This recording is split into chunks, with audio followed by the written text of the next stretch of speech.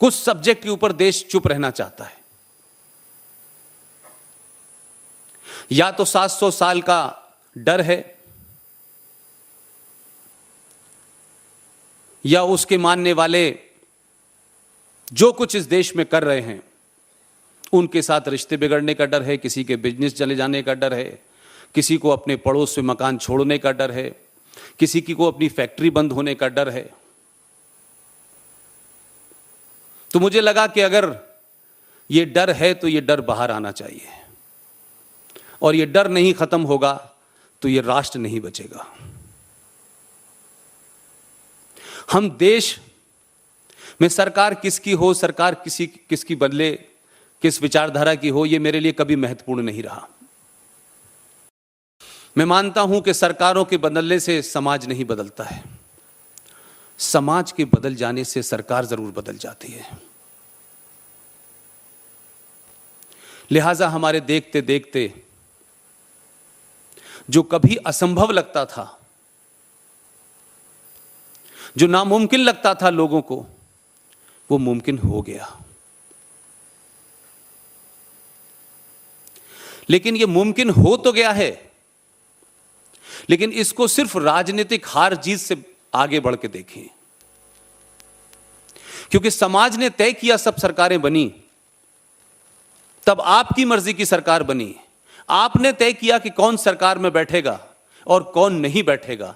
जब यह तय कर लिया आपने, तो सरकार में एक भी वो नहीं जीता जिसे आप जिताना नहीं चाहते थे,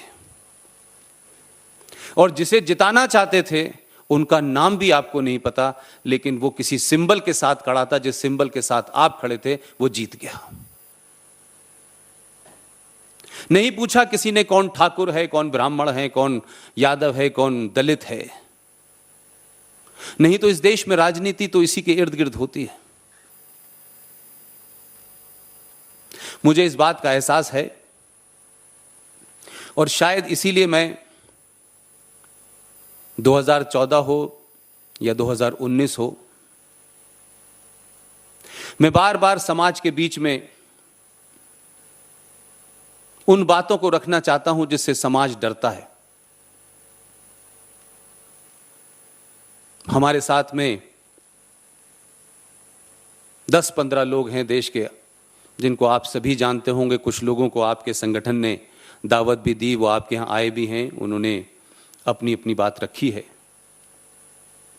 लेकिन मैं 2 लोगों को, वो बुजुर्ग भी हैं और पत्रकारिता के जीवन में एक लंबा उनसे साथ रहा।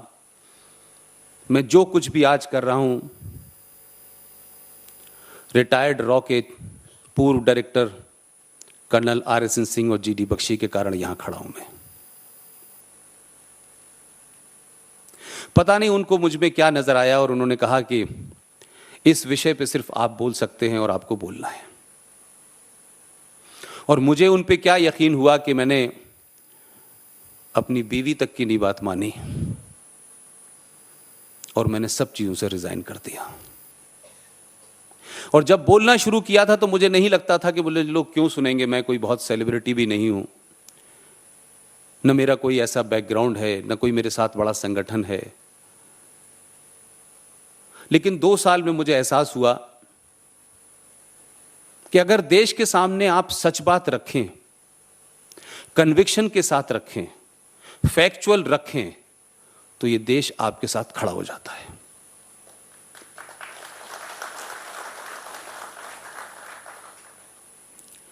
लिहाजा जो लोग राष्ट्र को एक जमीन का टुकड़ा समझते हैं, उन्होंने ऐसे कई जमीन के टुकड़े इस भारत राष्ट्र में से पहले ही ले चुके हैं, लेकिन वो राष्ट्र नहीं बने। ये कहते तो हैं वो हम राष्ट्र हैं, लेकिन वो राष्ट्र नहीं है, वो जमीन के टुकड़े के मालिक जरूर हैं। भारत एक राष्ट्र है। राष्ट्र की परिभाषा में उसको आप बयान नहीं कर सकते हैं कि इस राष्ट्र में ये होगा, ये नहीं होगा। लिहाजा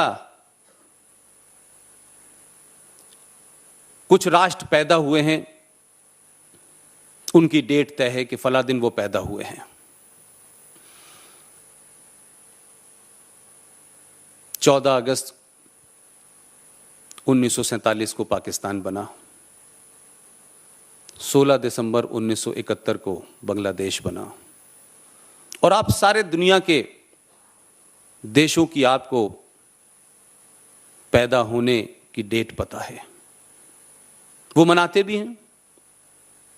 लेकिन हमारे पूर्वजों ने बिना सोचे समझे, बिना सच्चाई को जाने या अपने राजनीतिक स्वार्थों के चलते या अपनी तत्कालिक जरूरतों को पूरा करने के लिए भारत को कहा गया कि 15 अगस्त 1947 में भारत पैदा हुआ है,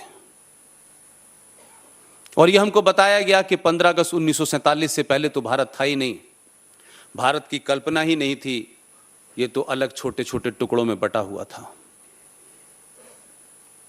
और एक नैरेटिव से मैं बहुत परेशान हूं जो हम कॉन्शियसली अनकॉन्शियसली बोलते हैं कि 15 अगस्त 1947 को हमें आजादी मिली,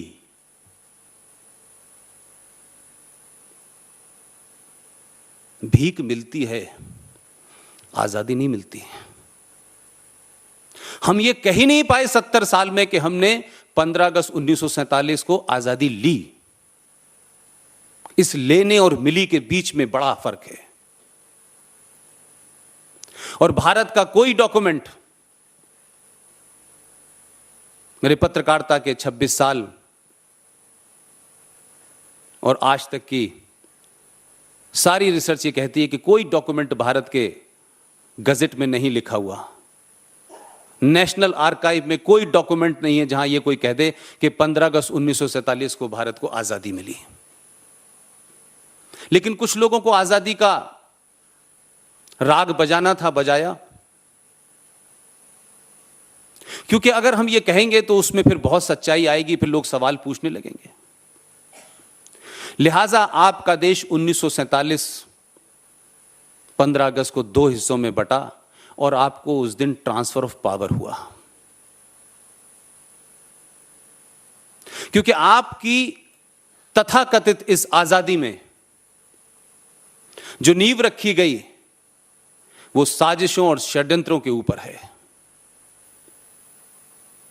पूरे इतिहास को तोड़ मरोड़ के नहीं, बल्कि इतिहास को दबा दिया गया, और कुछ नैरेटिव को पूरे देश में खूब चलाया गया। लता मंगेशकर जी ने भी गाने गा दिए, दे दी हमें आजादी बिना खड़ग बिना ताल, अहिंसा परमो धर्मा, नॉन वायलेंस, ये तमाम सारी चीजें ऐसी गढ़ी गई कि मेरी कोई बहुत उम्र नहीं है ऐसी कि मुझे इतना एक्सपीरियंस हो, लेकिन मेरा अपना जो भी एनालिसिस है, मुझे लगा कि 70 साल में इस देश में कोई सुभाष चंद्र, कोई विवेकानंद या कोई वीर सावरकर बनने वाला क्यों नहीं होता पैदा। इस देश में बौने क्यों पैदा होते हैं।